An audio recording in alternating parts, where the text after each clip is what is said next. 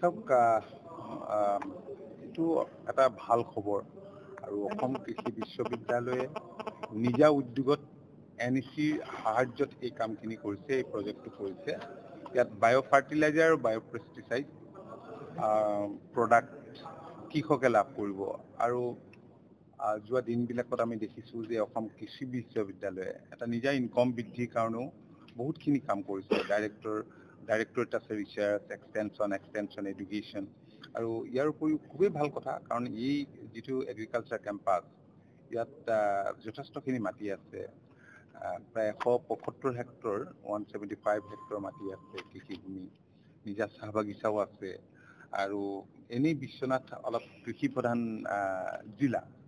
ইয়াত কাষতে এইটো বিহালী সমষ্টিত পৰিছে এতিয়া কিমান জিঞ্জিয়া নহয় য'ত আলু সাংঘাতিক ধৰণে আলুৰ প্ৰডাকশ্যন হয়। ইয়াত বহুত চাহ বাগিচাও আছে। গতিকে এতিয়া আমাৰ জিলা উপায়ুক্ত ডাঙৰীয়াও আছে ইয়াত, ভাইচ চেঞ্চেলৰ ডাঙৰীয়া আছে আৰু স্থানীয় বিধায়ক ডাঙৰীয়াও আছে।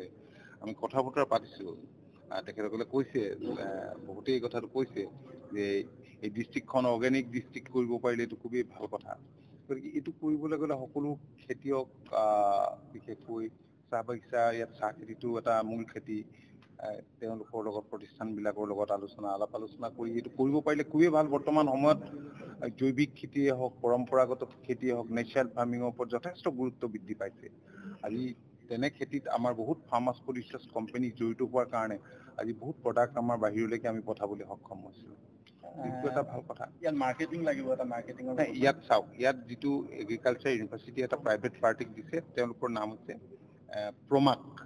প্ৰমাকে তেওঁলোকৰ নিজা মেন পাৱাৰ থাকিব আৰু গোটেই কামখিনি মাৰ্কেটিংটো তেওঁলোকে নিজাববীয়াকৈ কৰিব বুলি। এটা বিশ্বনাথৰ দাবী বা বিশ্বনাথবাসীৰ এটা দাবী আছে যে অসম কৃষি বিশ্ববিদ্যালয়, বিশ্বনাথৰ যি কৃষি বিশ্ববিদ্যালয়খন মানে মহাবিদ্যালয় হৈ আছে এতিয়া, কেতিয়া হ'ব, কেনেকে কেতিয়া হ'ব বা কেনেকে হ'ব সেইটো মই কৈ দিব নোৱাৰিম। আশা কৰাটোতো ভুল নাই, সকলোৱে ডেফিনেটলি আশা কৰিব। নৰ্থ বেংকৰ একমাত্ৰ এখন কৃষি মহাবিদ্যালয়। ইয়াত প্ৰথমতে এইটো চাওক, লখিমপুৰ, ধেমাজি, ঠিক তেনেকৈ বিশ্বনাথ, শোণিতপুৰ, দৰং, ওদালগুৰি, এইকেইখন জিলাৰ বেনিফিটৰ কাৰণে ইয়াত এখন মহাবিদ্যালয় গঢ় লৈ উঠিছিল আৰু সুন্দৰ এটা ইয়াতে পঢ়াৰ পৰিৱেশো ছাত্ৰ ছাত্ৰীসকলে যথেষ্ট পাইছে। নেচাৰেল বিউটি আছে, কেম্পাছটো খুবেই ধুনীয়া। ইনফ্ৰাষ্ট্ৰাকচাৰ ইয়াৰ যিখিনি লাগে সেইখিনিতো আছেই। গতিকে বাকী কথাখিনি নিৰ্ভৰ কৰিব গভমেণ্টে কেতিয়া আকৌ অন্য এখন কৃষি বিশ্ববিদ্যালয় গঠন কৰাৰ কথা চিন্তা কৰি। ইয়াততো বহুতবোৰ এতিয়া নতুন নতুন বিশ্ববিদ্যালয় গঢ় লৈ উঠিছে।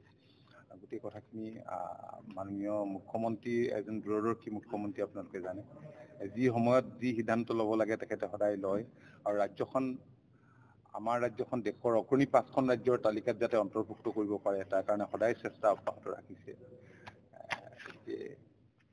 মই এই ক্ষেত্ৰত একো ক'ব নোৱাৰো। কালি বাজেট, ইউনিয়ন বাজেট আহিলে আৰু বাজেটত শব্দৰ বাদে একো নাই বুলি কৈছে আৰু এইটো বিৰোধীয়েতো ক'বই, কাৰণ নাই চাওক, বিৰোধীয়ে এইবিলাক শ্লোগান। বাজেটটো আপুনি প্লেচ নকৰাৰ আগতে তেওঁলোকে প্ৰিপেয়াৰ কৰি থয় যে মই এইটো কি ক'ম, কেনেকে মই ক্ৰিটিচাইজ কৰিব পাৰিম। সমালোচনা কৰাটোহে বিৰোধীৰ কাম, কাৰণ বিৰোধীৰ এতিয়া কোনো ৰোল নাই। আজি দেশৰ প্ৰধানমন্ত্ৰী মাননীয় নৰেন্দ্ৰ মোদী ডাঙৰীয়াই দেশখন বিকাশৰ কাৰণে যিবিলাক কাম কৰিছে, স্বাধীনতাৰ পিছত যদি কংগ্ৰেছ চৰকাৰে কৰিলেহেঁতেন বা যিবিলাক ৰাজনৈতিক দল এতিয়া বিৰোধীত আছে তেওঁলোকে যদি কৰিলেহেঁতেন, আগতে যিবিলাক ক্ষমতাত আছিল, তেতিয়াহ'লে আজি যিবিলাক সমস্যাৰ দেশবাসীৰ মুখামুখি হৈছে, সমস্যাবোৰ মুখামুখি নহ'লহেঁতেন। আজি নামৰূপ যিটো ফাৰ্টিলাইজাৰ মই এইটো কথা মই নিজৰ ডিপাৰ্টমেণ্টলৈ ঘূৰি আহিছোঁ এতিয়া, নিজে জড়িত বিষয়ৰ লগত। এতিয়া নামৰূপ ফাৰ্টিলাইজাৰ এইটোত যিটো চতুৰ্থ যিটো প্ৰকল্প এইটো কৰিবলৈ লৈছে, য'ত 12.7 লাখ মেট্ৰিক টন য'ত প্ৰডাকশ্যন, এইটো যে কিমান ডাঙৰ কাম। যিকোনো খবৰৰ বাবে যোগাযোগ কৰক 7099017330 লগতে 7099017110 নম্বৰত।